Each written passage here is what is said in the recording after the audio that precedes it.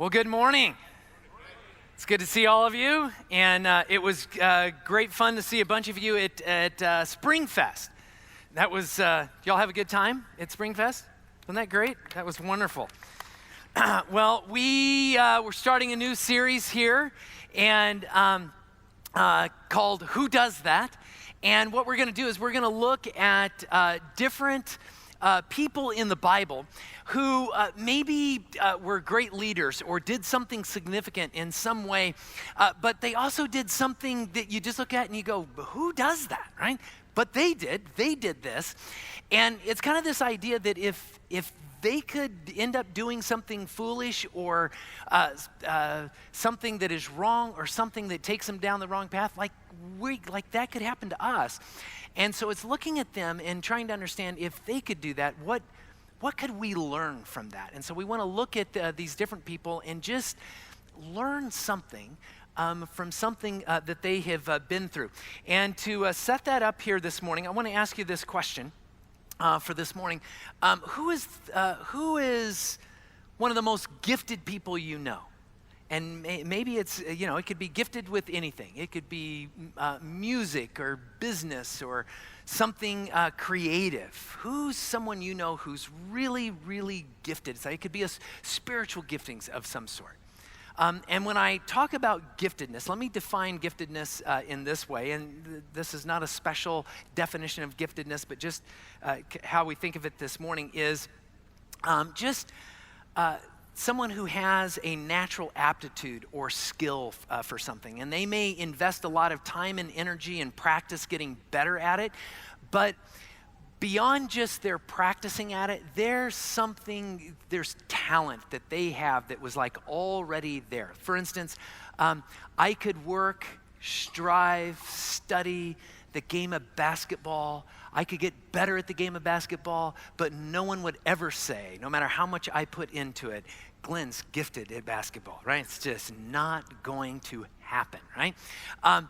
But who do you know? Who do you know that you'd say, boy, there's some sort of gifting that they have with it? And I'll ask this question too. Ever wish you were more gifted at something or gifted at something that you're not gifted at? When we think about giftedness, the truth is we're all gifted. There's something that we all have. The Bible speaks in terms of everyone who's a follower of Christ has spiritual giftings. There's something that you have of a spiritual gifting. But even behind spiritual gifting, there's something about how God made each and every one of us, right? We are the Imago Dei. There's something that we have that is a gifting. And what's interesting to me is when you look at our culture, and our culture would not be unique in this, but we live in a culture that puts a ton of value on giftedness, doesn't it? I mean, we reward giftedness. We celebrate giftedness. We look at it in sports, we look at it in entertainment, we look at it in the business world, we look at it in our neighborhoods, even in churches and even in spiritual communities. Giftedness is this thing that is so valuable and important to us. And part of it is we look at that giftedness and we think of all the wonderful things it does for someone who's gifted. But isn't this also true? We could look at people in any one of those categories that would be like gifted above the average person gifted in that area. And it doesn't always mean that giftedness has brought them the kind of good and beautiful life that they would want or that we would look at and go, that's amazing, would it? There'd be some cases where you'd go, wow, did great things for them. But wouldn't it also be true that you could think of some of the most gifted actors, athletes, leaders, and see how their life has actually been crushed, how their life has gone in some terrible, painful way, and that their giftedness in some ways was part of the weight that they felt that crushed them or led them in the wrong direction. Giftedness is a really good thing. Giftedness is a really good thing. But it's not the whole thing, is it? right? There's no category of life that you can look at and not have examples of some of the most gifted people struggling in some of the most wrecked lives. There's something more. Giftedness is a good thing, but it's not the whole thing. And that's what I want to look at this morning. And the character we're going to look at in some ways epitomizes this truth maybe more than any other character in the Bible. There's probably a few others in there. But this morning, I want to look at an Old Testament character, and his name is Samson. And he was amazingly gifted, and yet you see that there was something more that was needed. Now, Samson lived in a time probably somewhere between 13 and 1200 BC, long time ago. This was known as the era before the kings of Israel, before Israel had any kings, and the leaders were usually known as judges, and they would lead a segment or all of Israel during this time. This was also a time in history when there was a group of people commonly known as the Sea People, and they came from what was sometimes called the southern steppes of Russia, and they were masters of the sea. And so they traveled by sea mostly through the Mediterranean area, and they would hit the shores of different places, and they just over hundreds and hundreds and hundreds of years, they slowly started to take over. In fact, when you look at Greek history, you realize there's this time in Greek history where Greece actually goes into the Dark Ages for Greece, like way back in time. Probably the thing that threw Greece into the Dark Ages were the Sea Peoples that kind of took over that area. They're also known sometimes as the Philistines. And the Philistines, as they started moving into that area, they took over the entire area that we know of as like Israel. They even took over the most northern part of Africa. They dominated parts of Egypt for a long time. And during this time, the Philistines have now gotten a solid hold into the area of Israel. And so they're going to be one of the biggest nemesis that Israel has during this time. In fact, when we pick up the story of Samson, Israel has been under the total domination of the Philistines for 40 years. And this would kind of ebb and flow. But we pick up this time when they've been under total control for 40 years. And God kind of hears the cries of the Israelites, and he wants to deliver them out from under the control of the Philistines. And so Samson is born. And here's how the story picks up. If you have your Bibles, turn to the book of Judges, way back in the Old Testament of your Bible, sometimes known as the sticky pages of your Bible, because we don't turn there very often and the pages all stick. Anyhow, all right, chapter 13, and God picks out this couple, and he is gonna they're going to give birth to this son. And so the story opens up in verse 5. Look at what it says. It says, you will become pregnant and have a son whose head is never to be touched by a razor, because the boy is to be a Nazirite, dedicated to God from the womb. He will take the lead in delivering Israel from the hands of the Philistines, right? And so he comes to this couple and says, it's gonna be a miraculous birth, and your son, Samson, he's gonna be my guy to deliver Israel from the hands of the Philistines. Now, he mentions this really old practice known as a Nazirite vow.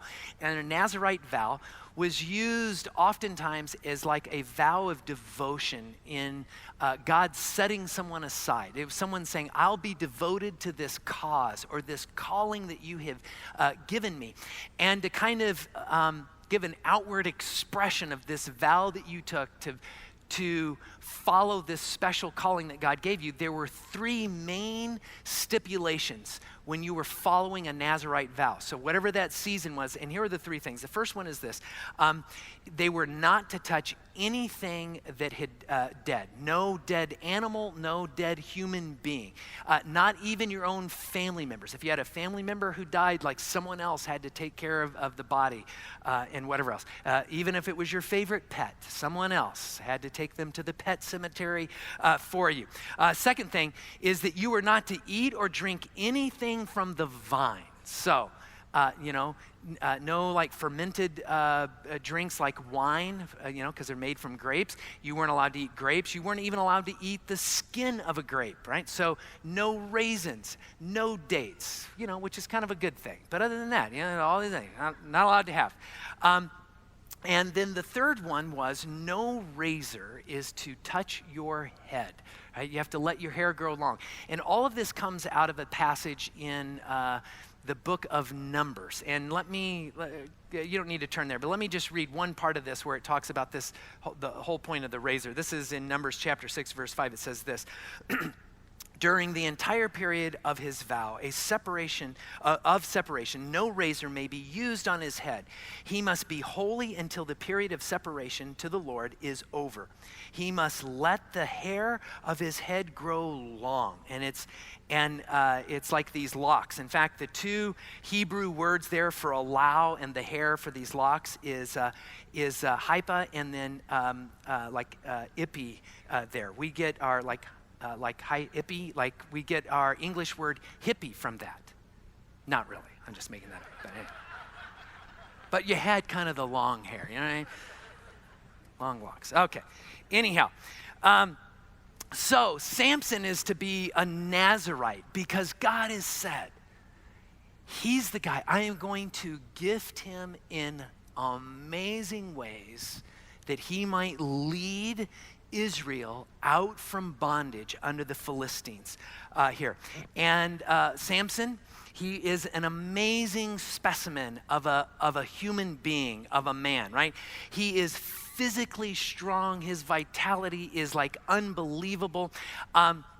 He is witty and charming. He even makes riddles we'll look at some point in here. He has it all, right? Women wanted him and men wanted to be like him, right? And so this is Samson. He is the guy that you would look at and says he has it all.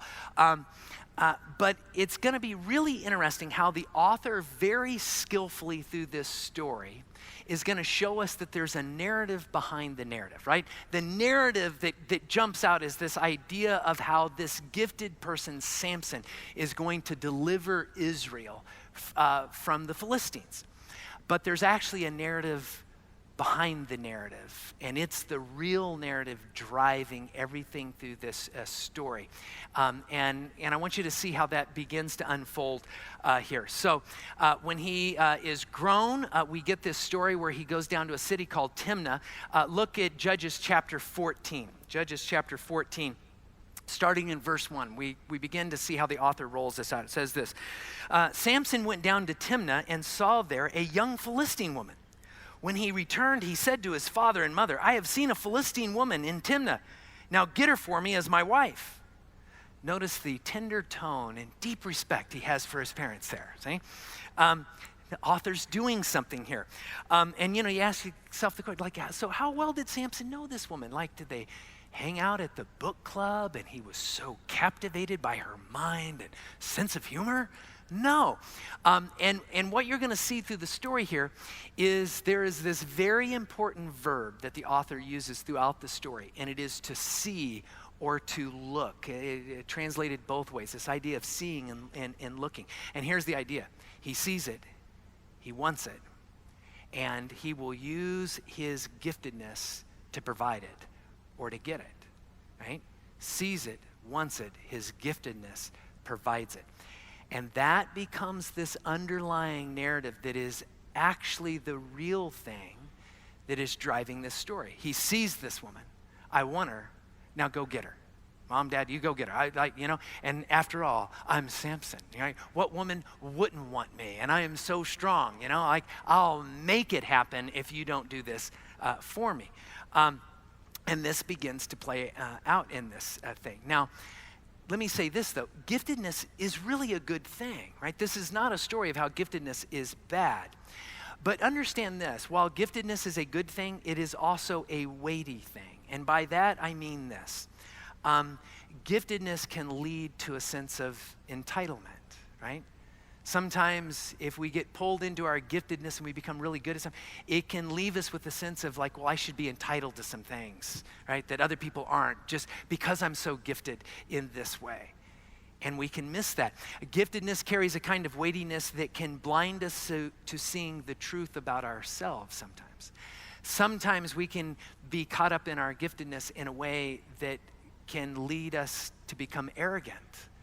And we're blind to it. It's like we don't see it because there's such focus on our giftedness. It can cause us to lose sight of the more important things in life because we become so focused on it. Let me give you a great example of the weightiness of giftedness as it can play out in a negative way sometimes because it's front page in the news right now. This whole scandal going on with enrollment to these prestigious colleges. And there are all of these parents. And most of those parents, they're gifted, right? They're movie stars. They're business moguls. They're athletes. They're gifted. They do amazing things.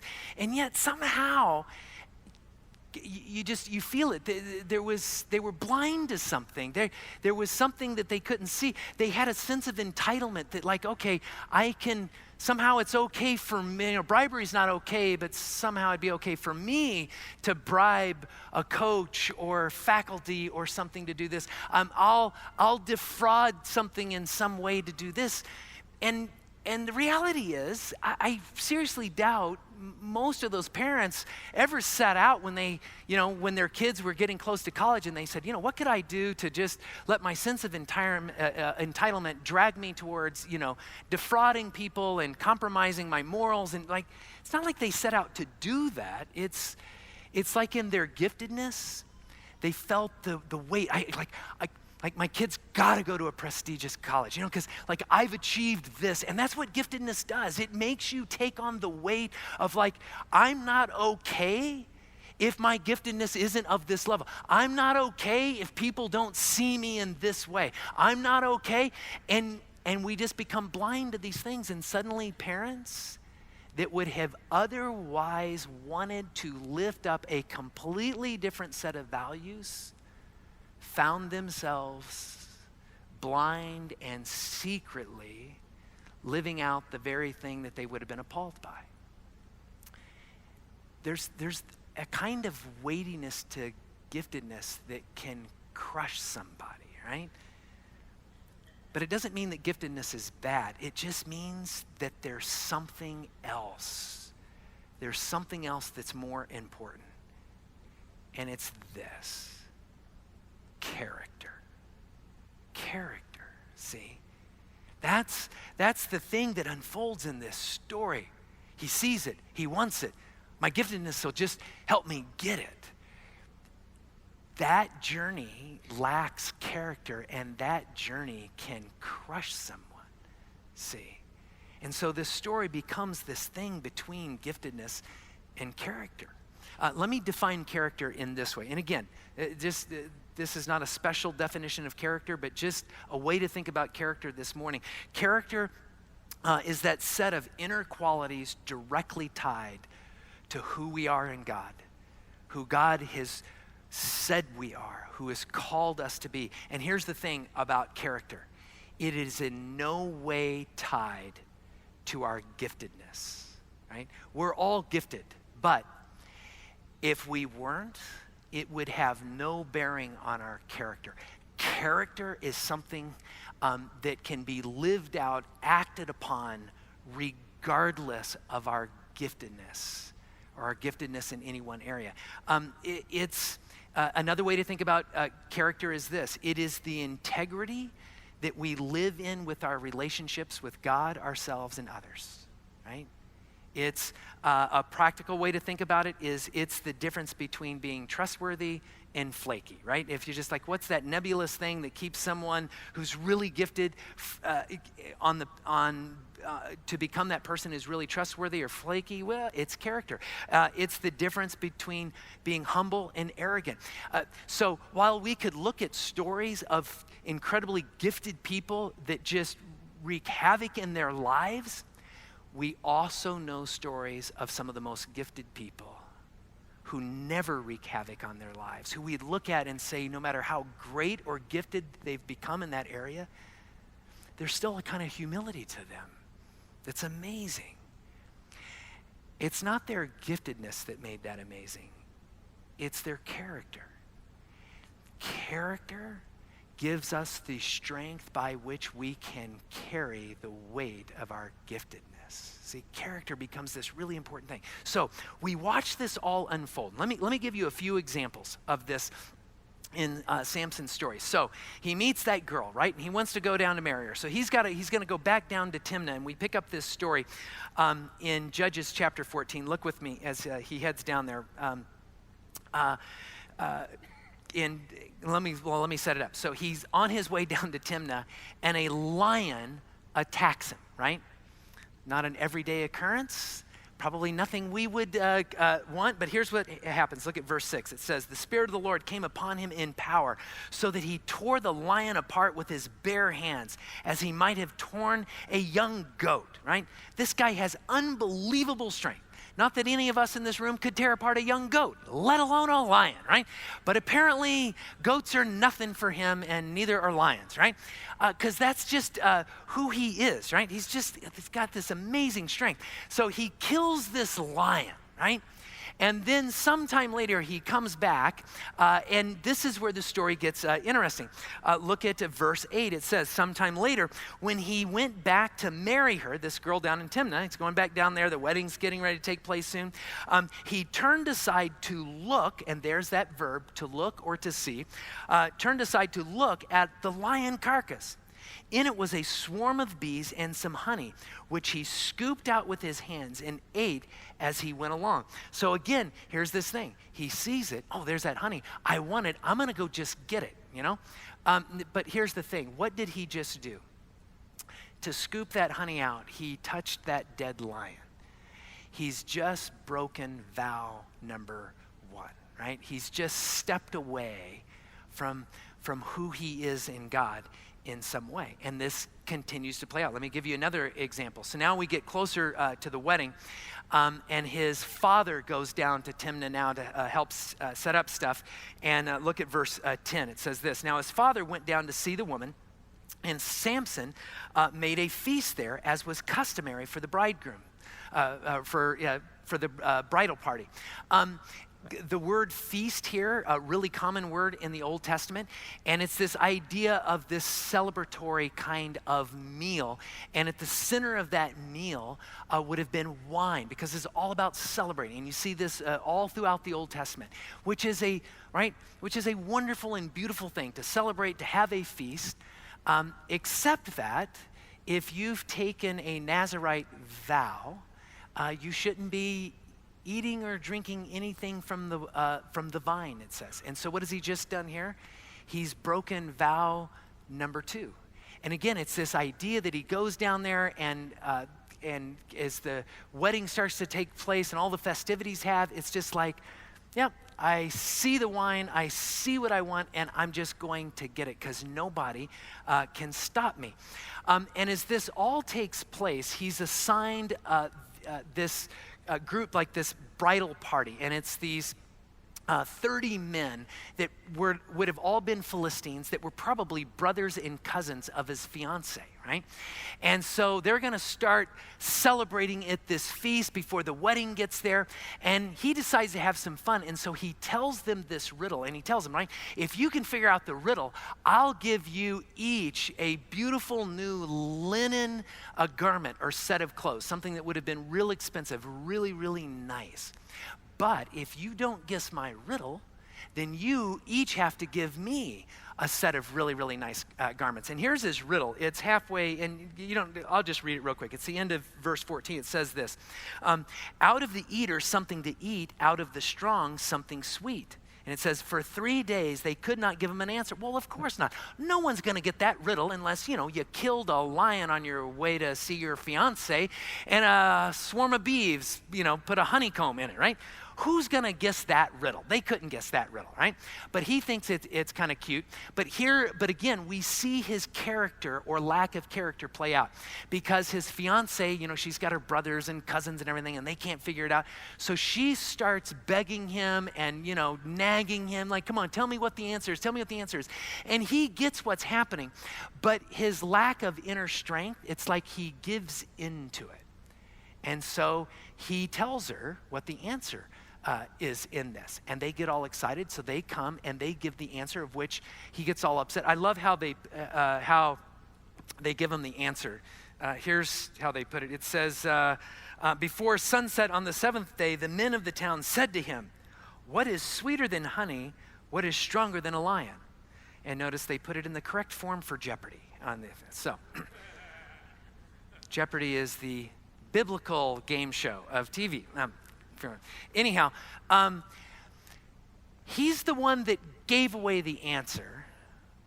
And then when they use the answer against him, instead of going, well, I should have just kept my mouth shut. Instead, I kind of gave in. The guy who is so strong on the outside, actually his inner life is really weak. And he throws a fit. He throws a fit by going and killing 30 men in the nearby village. A nearby village where people would have been related to this family or friends of this family, kills 30 men, takes their clothing to pay off his lost bet. And what's more is he makes this particular statement when he throws this fit. And he says this in verse 18 to these guys who solve the riddle. He says, "If you had not plowed with my heifer, you would have not solved my riddle." Well, that's a sweet thing to call your fiance, right? So he calls his fiancée a heifer and then kills 30 people from their neighborhood and then shows up later at the house as if nothing's happened. And her dad, right, the fiancée's dad is like, "I think I'm having second thoughts about this guy." Gee, I don't know why, right? And so he gives a little pushback, at which now Samson throws a bigger fit. He goes out on this terror and just starts killing people. I think it's like between 1,000 and 3,000 people that he kills. He starts burning their fields. This is all in an area of the Philistines. And when this happens, word spreads to the Israelites, and they realize this is bad because these are our rulers. They could make life really bad for us. So all of these Israelite leaders come. They bring all of these men to capture Samson, which is kind of a hard thing to do. They finally talk him into this thing and say, "You can't be doing this. We have to hand you over to the Philistines." So he lets them tie him up really good, hands him over to the Philistines, at which he breaks the binds and starts killing more Philistines. This time he takes the jawbone of a dead donkey and uses that as his weapon. At which, right, and you just see this inner life playing out with Samson, at which the Philistines are like, "You know what? We're now getting a really clear picture of what this guy is capable of." And they realize if we don't get this guy under control, the power shift could change like this. And we will be under the Israelites. And so they begin this plan by how do we get control of Samson? And so again, Samson, and I won't read the whole story, but he sees a woman, he wants her, and he goes and gets her. Anyone know what her name is? Famous story?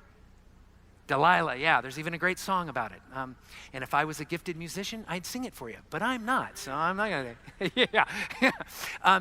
So Delilah, the Philistine leaders come to her.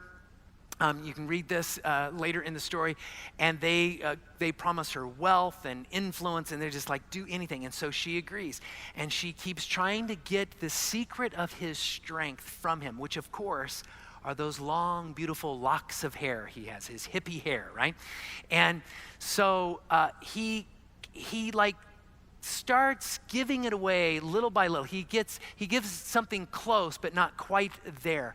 He understands what's happening because every time he tells a little something to Delilah, she betrays him. But what he sees, he wants. And he just always thinks at the end of the day, his giftedness is going to pull him through. Until one time, he finally gives in and he tells her, the secret of my strength is my hair. And we pick up the story in chapter 16. Look at verse 9. I want us just to look at this because this is where his arrogance has gotten the best of him and he gives it away. It says this, verse 19, having put him to sleep on her lap, she called a man to shave off the 7 braids of his hair. And what has he just done there? He's now broken the 3rd and last vow. Like there's nothing left. There's no part of his vow to God that he's kept any longer. And now comes the saddest part of this story. Look at the end of verse 19 into 20. It says, and so began to subtly subdue him, and his strength left him. Verse 20. Then she called, Samson, the Philistines are upon you. He awoke from his sleep and thought, I'll go out as before and shake myself free. And here's the sad part.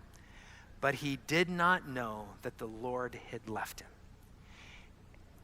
He's now been crushed under the weight of his own giftedness. He doesn't even know that the strength of his great giftedness, of what God has given him, is gone. Right? And this is the sad part about character. We don't really know how much we need character until we need it. Right? You just don't know until you need it. And if you wait to develop character until you need it, you've waited too long, right? That's the thing. Because character, friends, here's the deal. Character is the thing that gives us the strength to carry our giftedness. And that is the thing that Samson never took the time to cultivate, because he just kept relying and cultivating and trusting in his own giftedness. And here's the great lesson in this. And then I want to kind of break out just 3 points of application on it. And it's this. Giftedness is bestowed, but character is forged. Samson didn't do anything to get that giftedness. God gave it to him, right? And we all have giftedness. If you're a follower of Christ, you have some spiritual gifts. And God, he just blessed you with that. And it's an amazing thing. We all have other types of giftedness as well. And a lot of that giftedness is just you were blessed because your parents passed on their DNA, right? And you were gifted in different ways, whether it was with creative things or with your intelligence or physical things, athletic ability or your beauty or your insight, your IQ, whatever it is. It's a wonderful thing. And you can do a lot to leverage it and cultivate it. But here's the thing about character. Character is forged. It's created in this. So I want to look at one more thing out of this story. Actually, 2 more things. And there's these 3 points of application out of it. There's one line back in chapter 15 that I want us to look at just real quick. And it's one line, but there's something important out of it. Look at chapter 15. Look at verse 20. And it's this kind of commentary about the situation that's so insightful. Verse 20, it says this: Samson led Israel for 20 years. This gifted man, he led Israel, it says, for 20 years in the days of the Philistines. Now think about that for a second. Here's why that is such a sad thing. He was leading Israel. And what was his purpose? Why the Nazirite vow in the first place? To deliver Israel from what? The Philistines. A man as gifted as Samson, verse 20 should have read, and Samson led Israel for 20 years in the time of the Israelites. There was one thing he never did. He burned down fields. He killed lions. He was a ladies' man. He was, the Riddler. He was everything except the guy that led Israel to its freedom. So here's the first thing about character. Without character, giftedness rarely has a point. So when it comes to developing character, it means seeking God's call and God's purpose for who you are. And I really mean this. If you want to cultivate character, you've got to know what is the why behind what God wants to do with you in this world. You all have, I'm looking at a room filled with people with giftedness. And by that, there is something that God has infused in you, in your life, with your abilities, with your passions, to bless this world. You have a gift for this world. And you know what? If you don't know what it is, that's going to be a problem, right? Because then there's something missing. There's something that this world should have, and it's not going to have it. And part of character is knowing what that is, because sometimes it's not easy to give your gift to the world. Sometimes to be a blessing to this world is costly or difficult. Sometimes you have to have great clarity on it. So here's the deal. Seek that. Seek to understand that. Pray. Find out what it is that God would look to you and say, here's what I want you to give away. How I want you to bless this world, to bless your church, to bless your community, to bless your family. We all have that. The next two things, and this goes back to something that happens in chapter 16. So look back at verse 16. And of course, he loses his strength. All the men run in, they tie him up, and he tries to, get out of the binds. He can't because his strength is gone. And they take him away, and it becomes this terrible, sad thing that happens to him that we see in verse 21. And here's what it says. The Philistines seized him, gouged out his eyes, and took him down to Gaza. So there's two little phrases in this one sentence for the application here. And the first little phrase is gouged out. They gouged out his eyes. Don't miss the irony here. The man who has lived these 20 years of, I see it, I want it, I'll use my giftedness to get it. I see it, I want it, I'll use my giftedness to get it, is now just lost his eyes. Jesus uses this metaphor in the New Testament where he speaks of how, and it's in metaphorical terms, but he says how the eyes are a window to the soul, right? There's this connection to the soul. And it's kind of this idea that the eyes of Samson's soul were gouged out a long, long time before his actual eyes were. All that's happened in this moment is what was already going on the inside is simply being reflected outwardly. And the truth is, character, whatever is on the inside, eventually makes its way out. It just does. And so character is about cultivating that inner life. And two things about cultivating that inner life. It is about reflecting and moving. And what I mean by reflecting is, it is to reflect on what those inner character qualities are to be. Is it humility? Is it understanding and valuing what that purpose is? Is it kindness? Is it acts of service?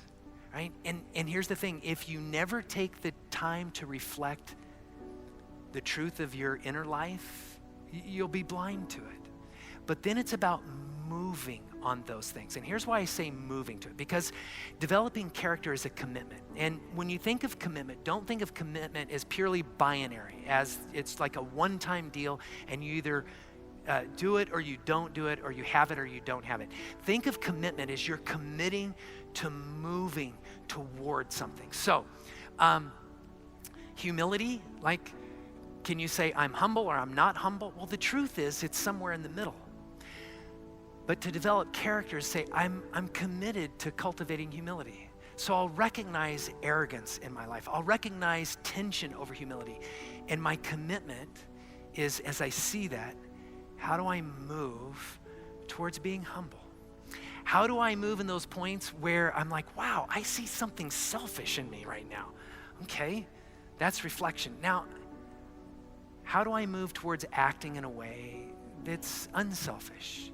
How do I move in a way that would be to serve someone else, to offer someone else grace?